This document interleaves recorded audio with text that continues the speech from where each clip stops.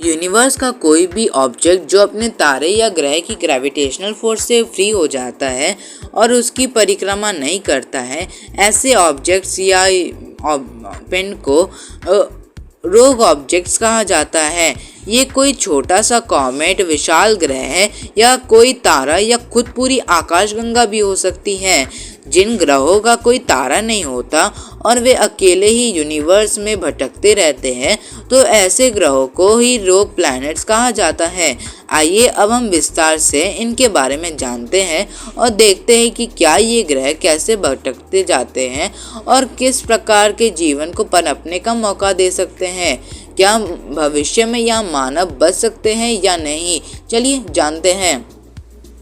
रोग प्लैनेट ज़्यादातर fail stars माने जाते हैं, जिन्हें ब्राउन ड्वार्फ्स कहा जाता है। पर कुछ ऐसे भी ग्रह होते हैं जो कि इन ब्राउन ड्वार्फ से आकार में छोटे और गैस से बने हुए होते हैं। ऐसे ग्रहों को सब ब्राउन ड्वार्फ भी कहा जाता है। इसके अलावा भी ऐसे रोग प्लैनेट की संभावना वैज्ञानिकों ने जताई है जो पृथ्वी की तरह ही चट्टानी ग्रह हो और आकार में इसके बराबर ही हो। खैर, ये तो इनकी शुरुआती जानकारी थी। अब मैं आपको आगे बताऊंगा कि कैसे ये अपने सिस्टम से भटक जाते हैं और क्यों वैज्ञानिक मानते हैं कि ये अरबों सालों तक कई तरह के विचित्र जीवों के घर भी बन सकते हैं।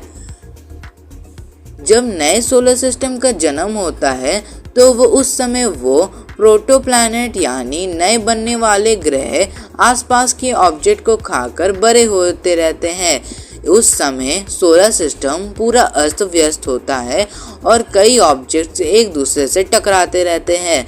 ऐसे में कोई बड़ा पिंड और ग्रह जब हमारे प्रोटोप्लैनेट्स के पास आता है या उसे टकराता है तो उसका ऑर्बिट तो बदल देता है और ऑर्बिट से भटकने के कारण प्रोटोप्लैनेट्स अपने प्लैनेट सिस्टम से ही बाहर चले जाते हैं। उसके मुख्य तारे की ग्रेविटी भी उसे वापस नहीं ला पाती और वो हमेशा के लिए ही इस अनंत ब्रह्मांड में भटकते रहते हैं।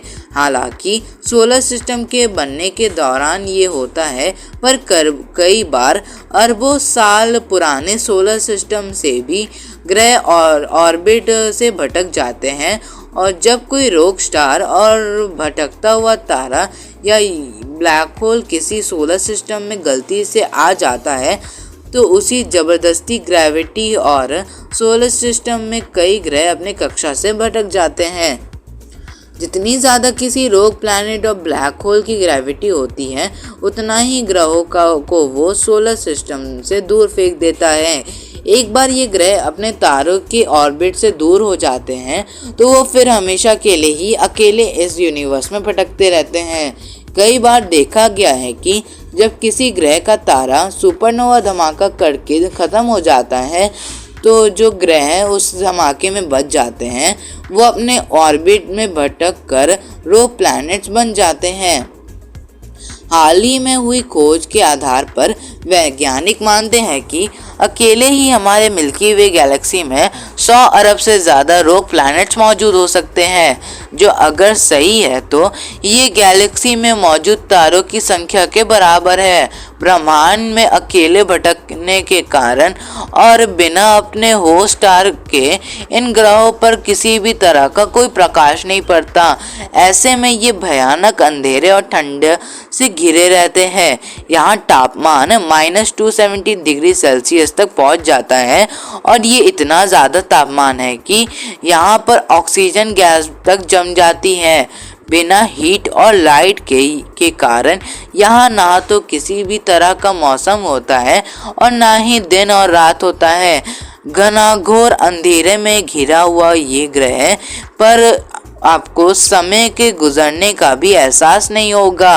पर इतना खतरनाक और ठंडा होने के बावजूद भी इन ग्रहों के गहराई में जीवन के पनपने की संभावना होती है।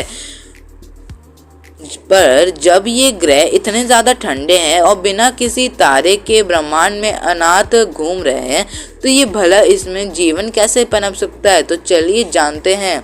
कल्पना कीजिए कि एक पृथ्वी जैसा ग्रह की जो आपने तारे का ऑर्बिट से भटक कर डीप स्पेस में चला गया है और जो जहाँ ना तो किसी तरह का कोई ऊर्जा का स्रोत है और ना ही कोई लाइट है। ऐसे में अगर हम इसमें जीवन को तलाशने की कोशिश करें तो वो केवल हमें इसकी सतह के नीचे को ही देखने को मिल सकता है। ज़्यादातर ग्रह अपने सूर्य के ऊर्जा लेते हैं, पर ग्रहों के अंदर मौजूद कोर भी उसे गर्म करने में मदद करती है। तो ऐसे में बची हुई 0.03% ऊर्जा उसकी कोर में से ही प्राप्त होती है। इस एनर्जी को आप जियोथर्मल एनर्जी के नाम से जानते हैं। पृथ्वी जैसे ग्रह की कोर बहुत ज़्यादा गर्म होती है। इसका तापमान सूर्य की सतह जितना ही होता है और इनर कोर के घेरने वाले आउटर कोर जिसमें बहुत पिघलते हुए धातु होते हैं, बहुत धीरे धीरे ठोस में बदलते हैं। जब तक ये लिक्विड से सॉलिड नहीं बदल जाते, हमारा ग्रह तब तक जीवन को सपोर्ट करने के लिए लायक है। रोग प्लैनेट्स में कोर की सही हीट उसकी जमी हुई भारी बर्फ की सतह के बीच बर्फ को लिक्विड वाटर में बदल देता है, जो जीवन के पनपने के लिए सबसे ज़रूरी तत्व माना जाता है। जब तक ग्रह के उसके कोर से हीट मिलती रहती है, तब तक वहाँ पर जीवन पनप सकता है, जो समय के साथ साथ विकसित होता है। इसके अलावा पृथ्वी के आकार के रोग प्लैनेट जिनका वातावरण बहुत घना हो और हाई प्रेशर हाइड्रोजन से बना हो, तो -70 डिग्री में भी ये गैस नहीं जमेगा, जिससे हीट वातावरण में ही घिरा रहेगा और रोग प्लैनेट पर पानी नहीं जमेगा, जिससे जीवन और अच्छे से पनप सकता है। वही अगर किसी रोग प्लैनेट का चंद्रमा हो तो भी उस चंद्रमा के जरिए वो भटकता हुआ ग्रह कुछ गर्मी को पैदा कर सकता है और चांद के टाइडल फोर्स के कारण वो ग्रह अपने आकार को कम ज़्यादा भी कर सकता है। इससे हम हीट पैदा कर सकते हैं। इस तरह से वहाँ पर जीवन के पनपने की संभावना बढ़ जाती है। हालांकि इतना कुछ होने के बाद भी रोग प्लैनेट्स पर जीवन केवल बर्फ की कई किलोमीटर के मोटी चादर के नीचे ही पनप सकता है।